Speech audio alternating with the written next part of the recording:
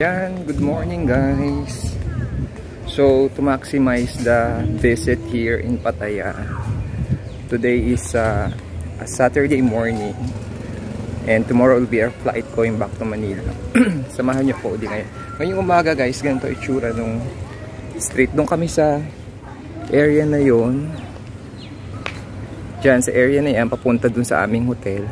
And then ito yung papunta sa beach, malapit lang siya. So kaya sabi ko nga, kung magbubuk kayo, maganda tong Flipper kasi nasa central heart talaga siya nung Pattaya. Dito paggabi yan. Yan paggabi dyan, maraming mga dyan. Puro mga bars yan. Paggabi, puro bars. So ito, papunta tayo ng beach. Maganda ngayon kasi hindi masyadong mainit. The last time you were here, pag lumakad ka na, pakainit. Pero ngayon medyo umaambon-ambon pa. So short lang to, vlog. Para ipakita ko lang din sa inyo ano ba yung update dito ngayon sa Pattaya. So lahat ng pupuntahan natin, sama-sama tayo, no? I'm going to show you para ma-document ko. Yan. Yung mga shops dyan.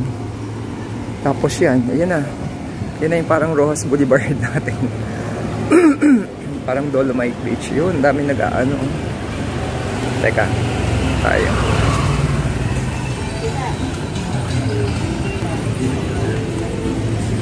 Tawid tayo, doon ang pedestrian lane.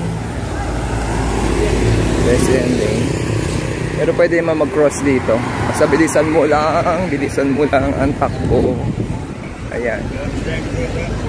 So, ayan ang beach ng Pattaya ngayon. The usual. Ito itsura. Ayan, ganyan. Doon tayo sa may part na yun nag-stay. So, ganyan na itsura niya ngayon, guys. So, merong mga nag-beach doon. Ayan. Lakad tayo. Kasi kagabi umulan guys eh. So umulan siya. And kagandahan ngayon, hindi masyadong mainit. So ayun yung mga dogs. Daming kalapati dito. Ayan. Ayan. Yan. Yun guys, just enjoy. So again, sa mga nag-subscribe na sa aking channel, I want to appreciate all of you. Thank you so much. Kahit bago pa lang ako dito sa pagbablog na to. At yung content ko is mga raw contents lang. So I hope that you continue to support para lumago din ito. And then also, nandun din ako sa Facebook, yung FM page. Sana supportahan nyo rin yun.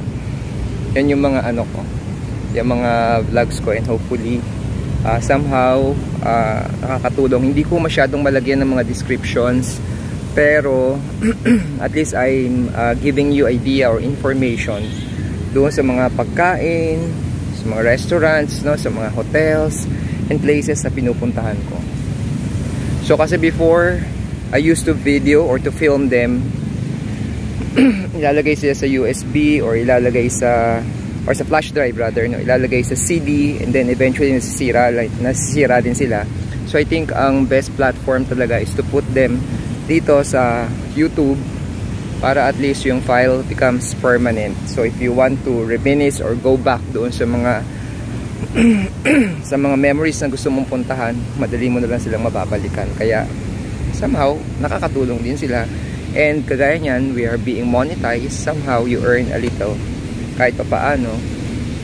And hopefully yun din, sana lumago din siya.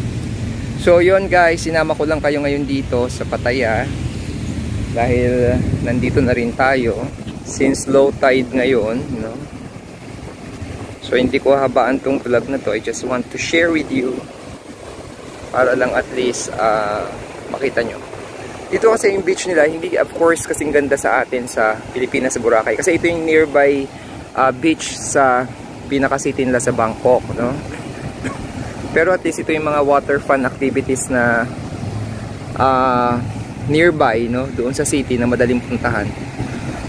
Kaya very popular itong Pattaya, and marami rin mga foreigners na talaga napupunta dito. So yan, ganyan lang siya guys, no? So yan, share with you. Ang daming parasailing, no? Kami nagpa-parasailing. The time that we went here, hindi masyado yung activities nila, no? And then meron din banana boat doon, no? Or parang pencil boat, whatever. Yan. Ganyan yung itsura. Mga jet ski, nandiyan din. So yun lang guys. Again support my channel. Thanks for watching. Tapusin ko na dito. Balik na tayo sa hotel. Magpe-prepare na. Going to Bangkok again. And then tomorrow flight back to Manila. Bye bye.